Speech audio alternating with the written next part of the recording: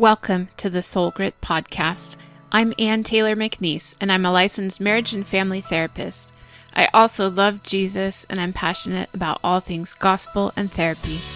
I created Soul Grit to be at the intersection of mental health and Christian faith. Christ followers need a place to ask questions and get answers about mental health. Join me as we dive into real stories and real questions from people who want to honor God with their hearts, souls, and minds.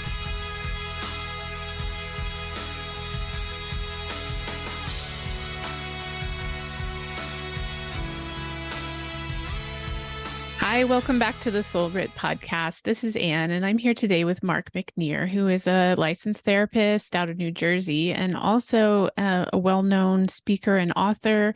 And he's written a new book about his own experience. And so we're going to talk to him a little bit today about his book, but also his work in the field of helping people recover from trauma.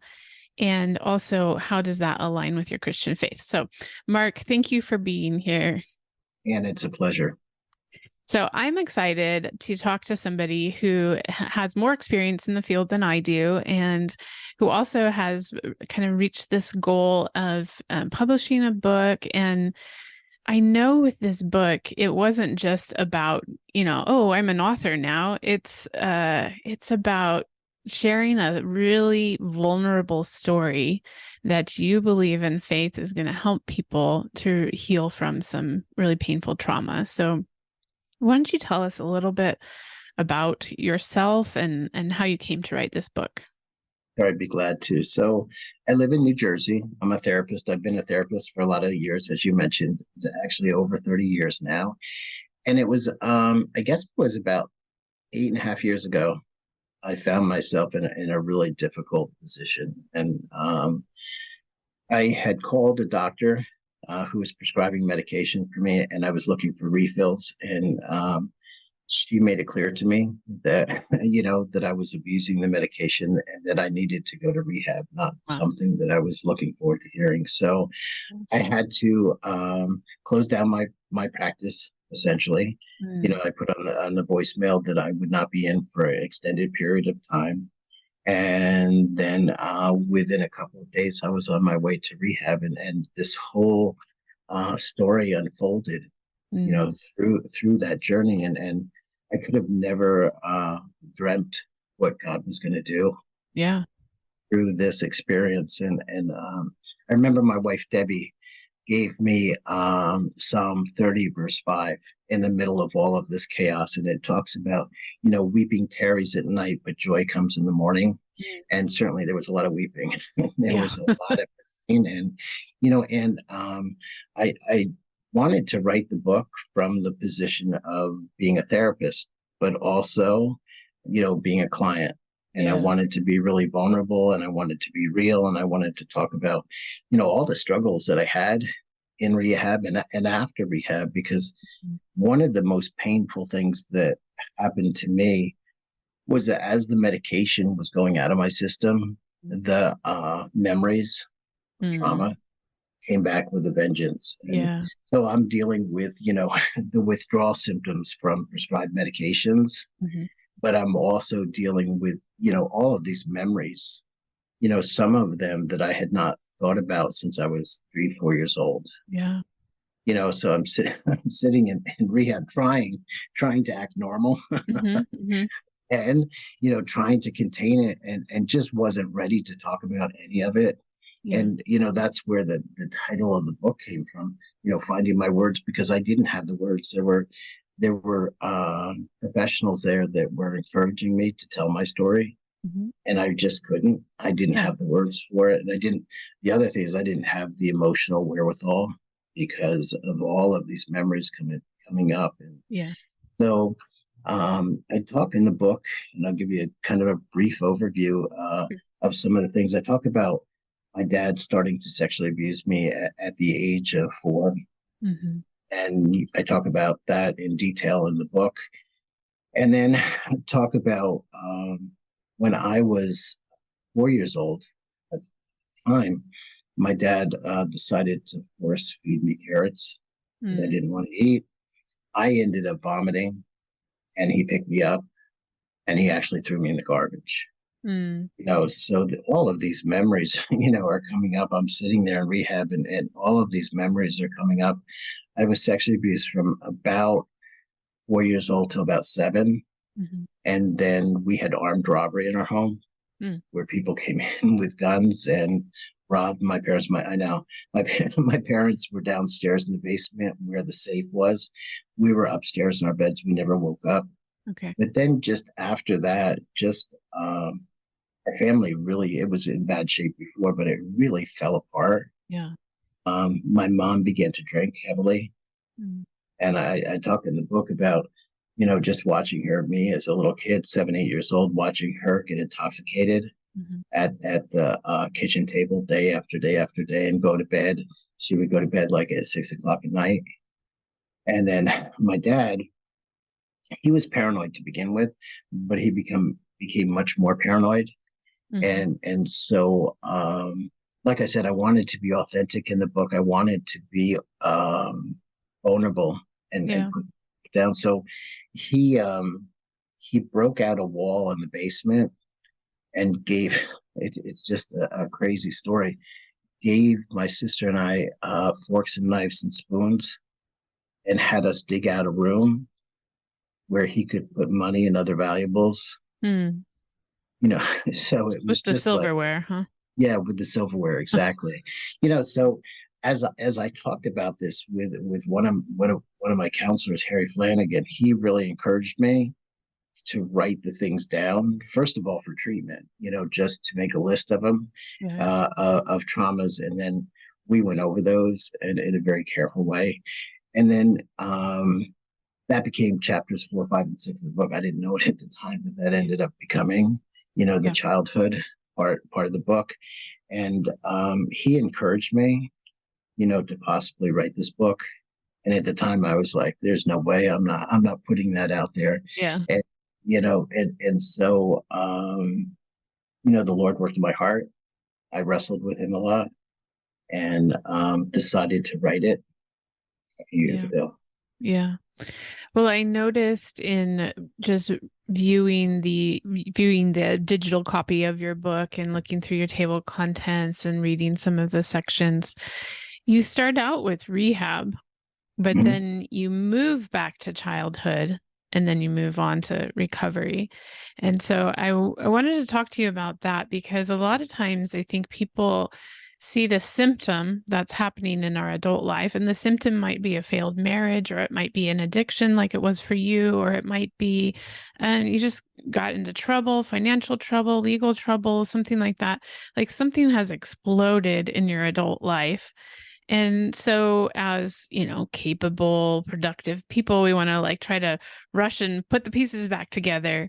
And it comes to a point where that's not possible because you haven't healed what happened before, right? Right, and that's a really good point, Ann, because I'm thinking, I'm on my way to rehab, in denial, not even thinking about any of this stuff with how traumatized I was as a child, and I'm thinking, yeah, I'll be out of there in about a month, and I'll Yeah. go back to practice, and it turned out that I had a lot of healing to do, and Yeah. so after getting out of rehab, it was 3 months in rehab, not 1 month, but after those 3 months, I ended up taking 2 years off Wow.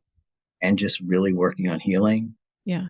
There was a lot that I needed to work on, Yeah. and so yeah, my life fell apart. It became And I really can bad. imagine if somebody's listening to this thinking, well, my life's falling apart right now, that taking 2 years off seems like, or taking a month off, taking 3 months off, it sounds like that's just impossible.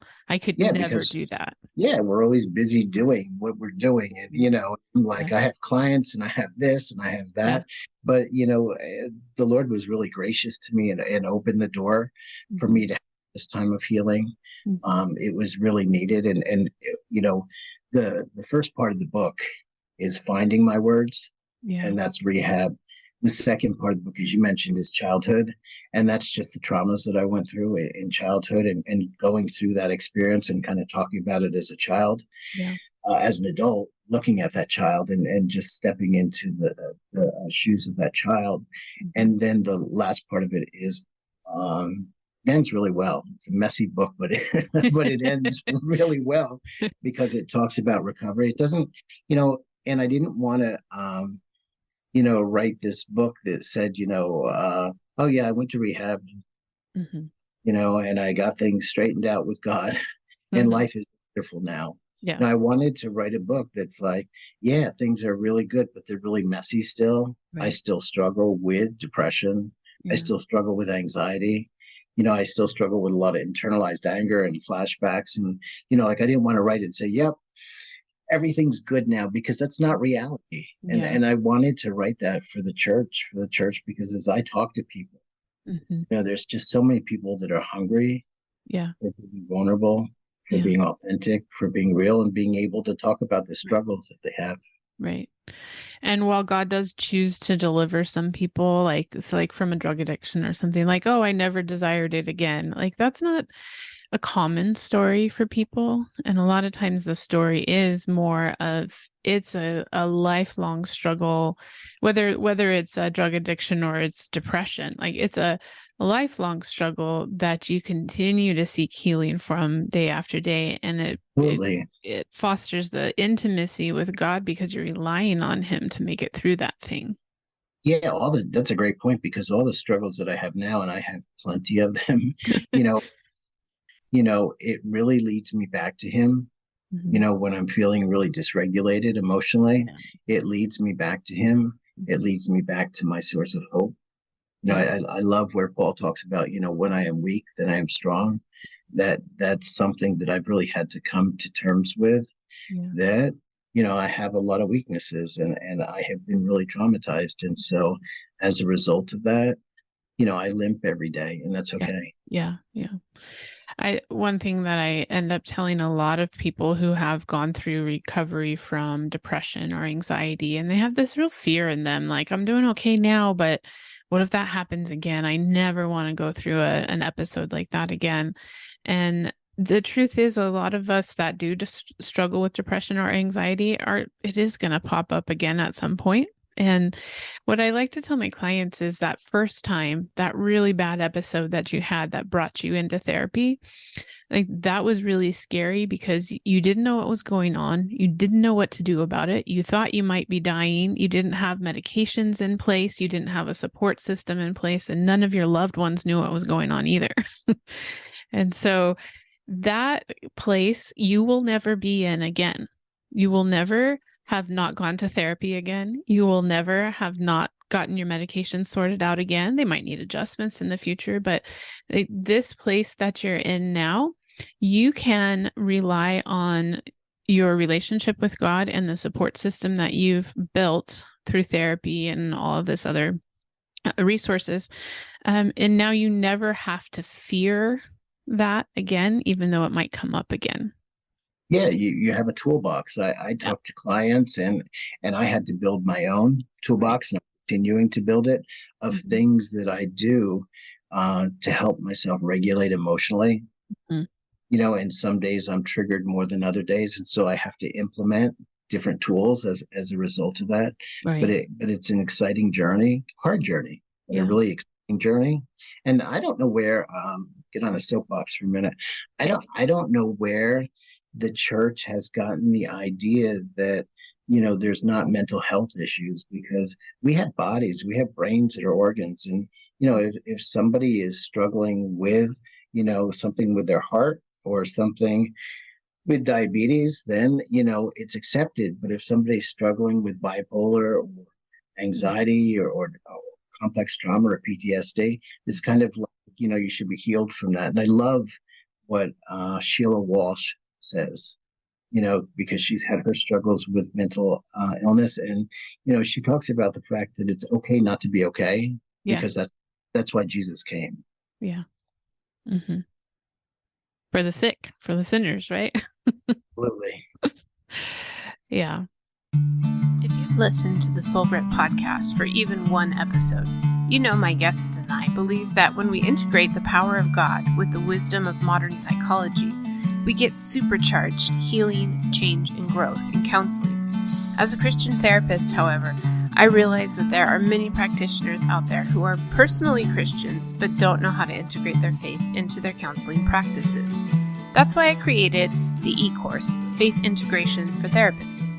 In this premium 5-module course, therapists who love Jesus will learn everything from understanding their calling, to marketing their practices to Christians, to adapting evidence-based interventions to honor our faith. You can learn more about the online course at www.soulgritresources.com/courses and send an email to info@soulgritresources.com to receive a discount code. Going back to your book and the way that you put it together here, like we get to this point in our adult lives and sometimes younger even, that we know there's something that we got to sort out. And for you, the symptom was prescription drug addiction, right? That was just a symptom of the underlying problem. And then that was not the problem. Right. It was a problem. It became a problem. It was a problem. It made your life unmanageable. Unmanageable, but that was not the problem. And right. There's a physician who's done a lot of work with trauma and a lot of work with addiction, Dr. Gabor Mate. And he talks about the fact that, don't ask why the addiction, ask why the pain. Yeah. That's what I had to do in my own journey, is ask myself, like, why is it so relieving when I take medication or when I take too much medication to calm my body down? Yeah. I was originally diagnosed with major depressive disorder and anxiety with panic attacks. And I was diagnosed with ADHD, and I don't think, that the diagnosis of ADHD was correct, but it fit at the for time. all of the anxiety and all the disorganization and all the things that I struggled with, so I had to go underneath it, and look at the root issues, and not just label it as something that it appeared to be, but to go deeper. Yeah. Yeah. Well, I have to say, as therapists and in that first meeting that we have with people, we have to go over that document that we call the informed consent so that they know what they're getting into and that they've agreed to it and they understand who we are and what our policies are and all of that. So I always say, I know you've read it because you signed it, wink, wink. And I'm still going to go over it verbally just because it's my ethical requirement to make sure we both understand each other here. And so one of the first conversations that I have with people is about the risks and benefits of therapy. And so I always say the risk is that you don't get better. That could happen to some people, but that tends to happen to people who come in here to complain and vent. It doesn't tend to happen to people who really dig in and do the work. So I know you'll be fine with that. And then I say one of the other risks of therapy is that sometimes it feels worse before it gets better. And that's because we have to dig out all the ick before you can start healing. And I like to use this metaphor that when I was 20 years old, I used to ride a longboard skateboard. And one day my husband, who at the time was my brand new fiance, he and I were going to be riding down this pathway through the forest because I lived in the mountains and there was a paved trail. And I was going to take my skateboard on this paved trail. It sounded like a great day out, But the hill was a little more steep than I planned on. And I started to get the wobbles, And my choices were, I can't stop this skateboard in the normal way you would stop a skateboard. So I can roll off and hit the ground, or I can maybe stop myself on that tree that's flying by. And so I ended up hitting the ground and I ended up losing a large chunk of my kneecap and the skin, not the bone. And so the paramedics had to come in an ambulance and carry me through the woods on a stretcher back to the emergency room, where they had to spend a couple of hours picking rocks and debris out of my knee. And then I had to do wet dry compresses on it to allow the skin to build up so that I could have a functioning kneecap, And so I always tell people this story and I show them the scar on my knee, because what would have happened if they said, well, it looks like it's only a flesh wound. Here's a Band-Aid. I would have had that debris stuck in my knee and my skin doing its job the way that God designed it to, would have healed over it and created scar tissue over all the rocks and sticks and pine needles that were still embedded in there. And then I never would have been able to kneel again or use my knee appropriately again if it had just been covered over with scar tissue. So I like to tell people that this is what we're doing in the beginning stages of therapy, is that we're taking that little forceps and we're pulling out rocks and pine needles and splinters, and it hurts and it's painful. But if we don't get those things out, your body is going to do what it needs to do. Your mind's going to do what it needs to do and heal over that, and you will lose functioning of that part of your body. Or in the counseling sense, that part of your mind, soul, heart, right? If we don't get that icky stuff out, your body is made, your mind is made to be adaptive, and it will adapt. Like in your story, Mark, it adapted by making you an achiever. You were a Christian, you were a therapist, you got licensed, you were working as a professional, you had a family, all of these things. You had adapted to achieving in life, but there were rocks and sticks underneath. Yeah, and that's a really, really good illustration, and it reminds me of I talk in the book about my dad. He had a brother who was cognitively impaired, Okay. and so he often compared me to his brother. Yeah. And in that day, way back then, he was considered mentally retarded, and Right. so I was compared to him. And so, talking about adapting, I came to know the Lord when I was 19 years old and felt called into the ministry. And so I went to Bible college. Yeah. And I went to Bible college for 3 years. And then because of so much anxiety and depression, I ended up in therapy, counseling. And so through that journey, I really felt called into doing counseling, doing ministry as far as counseling. And so I went on to New York University and I got my first master's. Wow. And then I went and got my second master's. Mm-hmm. And then I went and I got my doctorate. And all of that's wonderful. And the Lord is using that. But I had to look at the motive and what was driving me. And what it was is I was trying to outrun those words of my dad, that there was something wrong with me as far as my intelligence. Yeah. And I figured, if I could get enough degrees on the wall, then that would prove him wrong. Yeah. And it still, it didn't. But, that's kind of like about going deeper and looking at our motives and what is driving us. And there was so many things driving me that were trauma related. And still, the stuff I have to continue to sort out because of so much trauma that I experienced. Yeah. And so once you go through that painful part, like you mentioned that there was like the physical withdrawal when you're in rehab, but there's also the mental part where, as you said, all the images flooded back in. You had been holding them down, and you may have been holding them down by earning advanced degrees, but also by the medication and just various addictions and things that help me to distance from the pain, and I had to get to the point, and I'm still working on it because my body carries a lot of energy in it from the things that happened to me. And so I need to continually work on ways to calm my body down. Yeah. Do you mind sharing with us just real quick, like what are some of the techniques that you're finding helpful right now? Sure, I'd be glad to. So one thing I do every morning is I get up and I take a hot bath. It's the first thing I do. A lot of times I'll journal. Sometimes I'll write out my prayers. And instead of speaking them, I'll just write them out. I'll play with Angry Putty, it's called.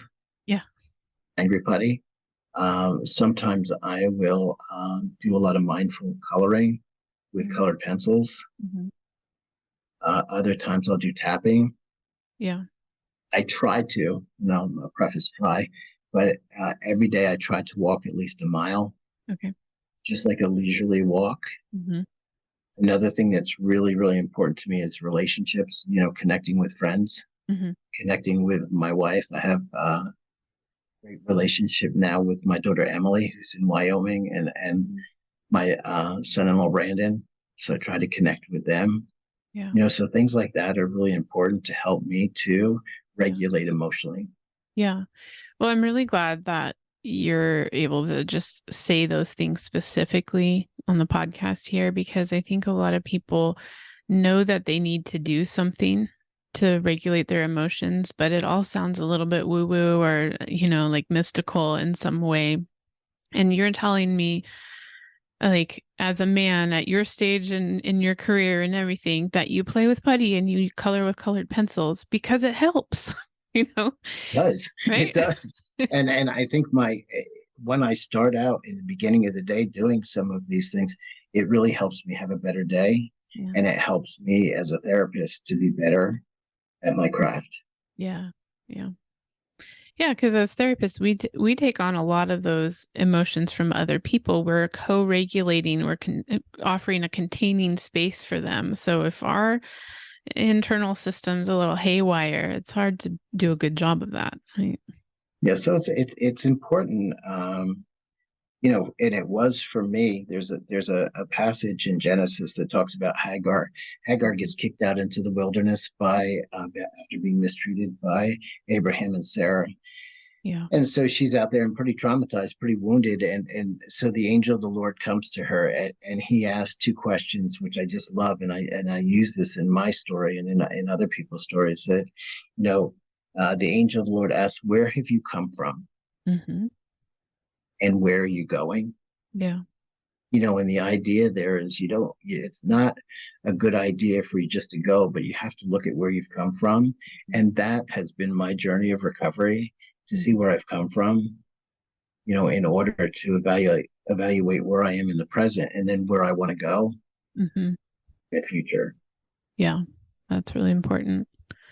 And I think some people think about therapy and they think about the hard things that they've gone through or that they're dealing with currently, and they don't want to. I don't want to go tell somebody about all that junk that happened when I was a kid, or I don't want to have to relive that. Like, what encouragement do you give for somebody that's going to come in with that attitude? I would say, first of all, I totally get it. Because when I was told by my counselor, I want you to, sit down and put the traumas that you experienced on a Word document and send it to me, I Mhm. procrastinated because I didn't want to do it. It was really hard to do. But just like with your knee, it was necessary to have proper functioning. Yeah. I would say for me to continue to grow, I needed to be able to talk about these things with someone, Mhm. you know, um, because there was just so much, again, I'll say just so much tension in my body. And I found, little by little, as I talked about things and I worked through and I journaled and did different exercises, that my body did relax more. Yeah. And so I would agree with them. I didn't want to do, I didn't want professional. I didn't want to do. I was like looking for a shortcut. Like, can I Yeah. figure something out? But Yeah. I think that if you find someone who knows what they're doing with trauma, like they're trauma informed, they will allow you to go at your own pace. Hmm. And so that was really, really important for me because there were things that I was not ready to talk about. Yeah. And so that's what I feel like the Lord has called me to as a ministry, where I can not only talk about, skills and things that I've learned, but also talk about my story Yeah. and how hard it was Yeah.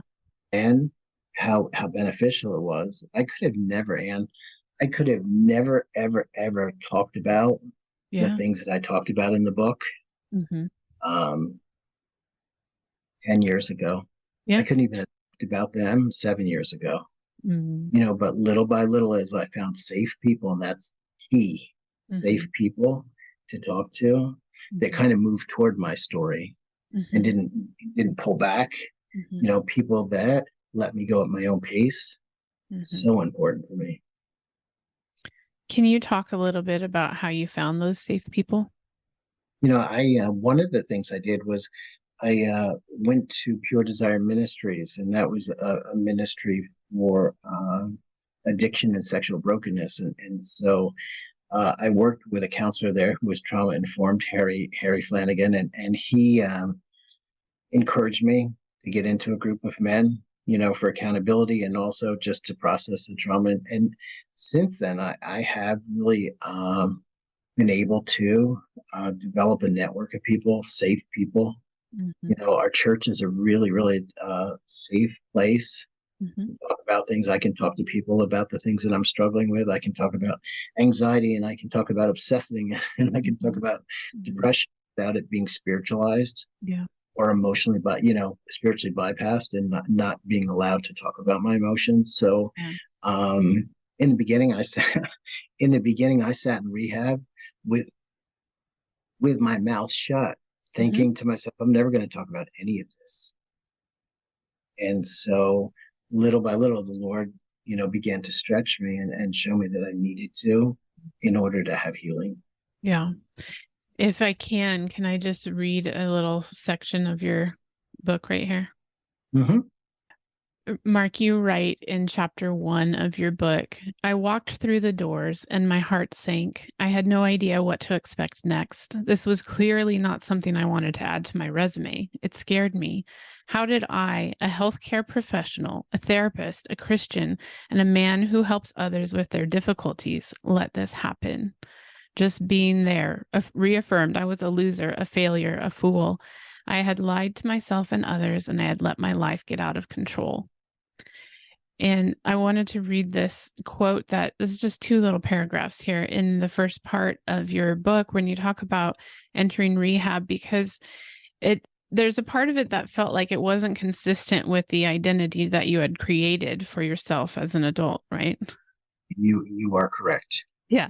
Like I'm a Christian. I have a degree in ministry. I have a degree in therapy. I have a degree in social work, whatever, like this is not who I am. And yet you have to, it was a false identity that was created, right? Absolutely. Yeah. And you had to put yourself in that difficult point to get to a true identity. Yeah, and to live by values that were true for me. Mhm. And it was, as you hear, it was really, really painful, that over an hour drive that Debbie drove me to rehab, and me just going back and forth in my mind and just beating myself up. And Yeah. one of the verses that has come out of all of this that I just absolutely love, it's in Romans chapter 2 and verse 4. It is the Hmm. kindness of God that Yes. leads to repentance, or it's the kindness of God that leads to change. And anyone that's going to do this deep work Hmm. has to find self compassion along Yeah. the way Yeah. in order to be like, yep, I put it there. I totally screwed up. Hmm. I fell greatly, Yeah. but by the grace of God, I got back up. And that's what I wanted to say to people is that, sometimes things in your life get, in my case, really, really, really messy. Yeah. And then the Lord steps in and Hmm. they get messier before they get better. Yeah. So Yeah. So, Mark, what do you envision for this next phase of career, retirement? What's your plan? What's next? I had been really busy. The book came out a year ago, Hmm. and so I have been really busy with speaking and also with um, writing, Hmm. writing articles and things like that. And also, my real passion is seeing people Yeah. clinically, Yeah. and so that's what I'm doing now. I just got an email today that the book will be coming out on Audible, Yes. and I think it is maybe 6 weeks, 8 weeks, and that'll be on Amazon. So I am just going to continue to tell my story Yeah. and pursue, continue to grow my marriage, which is really doing like well, and that's one of the things that I talk about in the later part of the book is Hmm. just kind of reconnecting with Debbie, Yeah. because addiction really wreaks havoc on interpersonal relationships. And so continuing to build that, continuing to build my relationship with my daughter Emily and my son-in-law Brandon. Hmm. We were just out there for 2 weeks in Wyoming, Yeah. so that was wonderful. Good. I don't know, when I think about retirement. Debbie and I have talked about it, and I don't really see that in my future right now. I'm just feel Yeah. like I'm just getting going in life, Yeah. Yeah. You've got a new at lease this on age. life But now. yeah, but I mean, really, really enjoying working with others. I'm enjoying working with people with trauma Yeah. and addiction and also abuse. And, that's really the underbelly Mhm. of trauma Yeah. or underbelly of addiction is trauma, Pain. that people try to medicate the pain, Hmm. and so that has been a real challenge for me. And I love how I'm seeing God bring people in, Yeah. people filled with shame and guilt. And I can relate to that, as you Yeah. read in the first chapter, Yeah. just the first couple of paragraphs that, um, I'm just really feeling called Hmm. to work right now. And it's exciting. It's really Yeah. exciting. Yeah. That's great. I do think in our field, we have the kind of job where like you could do it into your 80s, right? Like you can do it for a long Don't, time. don't tell Debbie that, but yes, Yeah, she didn't want that. Yeah. But you have the flexibility to be able to say, I can work a little bit, I can work remotely, I Mhm. can, like it's a career. And especially if you have a ministry mindset, like you're never going to be done with ministry until you're, with Jesus in heaven. I have a lot of I have a lot of options, and I'm really, really grateful for that. Yeah, that's good. Well, you may have already said some of this because you talked to us about your emotional regulation, but what are you doing for soul care? I try in the mornings to do gratitude list, Oh, good. and usually I start with, things like my recovery and the day that the doctor confronted me, Mm. one of the best days and worst days of my life, but I talk about and write down things that have happened as far as care that I received from people, which I'm really grateful for. Mhm. As I said to you earlier, and that I write out prayers. It's something that's really helpful Mhm. for me. Friendships are really important for me. Yeah. My marriage is really important. Building my marriage. Things that I talked about, like playing with putty or coloring, taking a bath every day. First thing in the morning, taking a real hot bath. Mm-hmm. Really, really helpful for me. Hmm. Always trying to learn new things about how to regulate, because that's really an issue for me. It's Yeah. not addictions now that are problematic to me. It is just finding ways to self-soothe and to regulate my emotions. Good. So I also work on um, self-care as far as dentist appointments and doctor's appointments and things like that. That just like good nutrition, things like that. I try good nutrition. I don't always do it, but I Hmm. try. And so just things to bring care where there was harm before, bring Yeah. kindness where there was harm before, Good. trauma before. Great. I love all of those ideas, and I really want to thank you for the vulnerability that you have at this point in your life and your career. Like you said, 10 years ago, 7 years ago, you wouldn't have been able to talk about that. But the life that you're living now is transformative, vibrant, connected. Thank you. Yeah. So thank you for being here and for sharing that story with the Soul Grit audience. And for all of the people that are interested, I'm going to have the links for the book and your website and everything on the show notes so they can just find you easily with one click and see what you're up to. Thank you, Anne. It's been wonderful being with you today. Thank you. The Soul Grit podcast is a production of Soul Grit Resources. You can find more at soulgritresources.com or on the socials at Soul Grit Resources. You can email me at info@soulgritresources.com.